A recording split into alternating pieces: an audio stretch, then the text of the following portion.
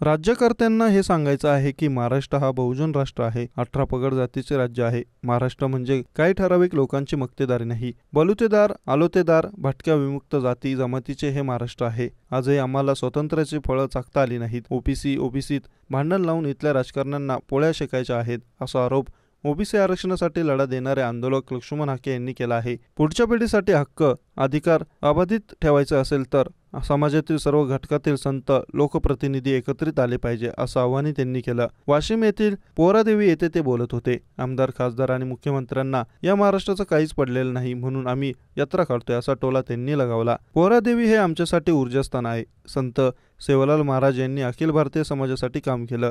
राज्यकर्त्यांना हे सांगायचं आहे की महाराष्ट्र हा बहुजन राष्ट्र आहे. 18 पगड जातीचं राष्ट्र आहे. महाराष्ट्र म्हणजे काही ठराविक लोकांची मक्तेदारी नाही. बलुतेदार, आलोतेदार, भटक्या विमुक्त जाती जमातीचे हे महाराष्ट्र आहे. आजही आम्हाला स्वातंत्र्याची फळं चाखता आली नाहीत. पुढच्या पिढीसाठी हक्क अधिकारी अबाधित ठेवायचं असेल तर समाजातील सर्व घटकातील संत लोकप्रतिनिधी एकत्र आले पाहिजे. पोहरादेवीमध्ये आमचं चांगलं स्वागत केलं.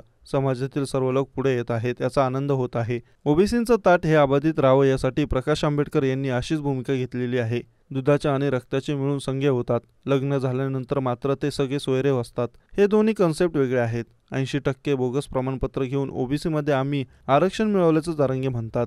इतर 20%ांना सगळे सोयऱ्यांमध्ये घेऊन 100% ओबीसीमधून आरक्षण घेऊ असेही ते म्हणतात. हे घटनाविरोधी आहे. हे बेकायदेशीर वक्तव्य आहे. सुप्रीम कोर्टाला देखील हे मान्य नाही अशी टीका हाके यांनी जरांगे यांच्यावर केली. आमदार, खासदार आणि मुख्यमंत्र्यांना या महाराष्ट्राचं काहीच पडलेलं नाही म्हणून यात्रा आम्ही काढली. मुख्यमंत्र्यांनी ओबीसींना धक्का न लावता मराठा समाजाला आरक्षण देऊ हे असं म्हणतात. मात्र हे कसं आहे हे त्यांनी स्पष्ट करून सांगावे. जरांगे पाटील म्हणतात मी आरक्षण घेणारच. मग या दोघांपैकी खरं कोण आणि खोटं कोण बोलते हे समजत नाही. ओबीसीत भांडण लावून इथल्या राजकारण्यांना पोळ्या शेकायच्या आहेत असा आरोप हाकेंनी केला.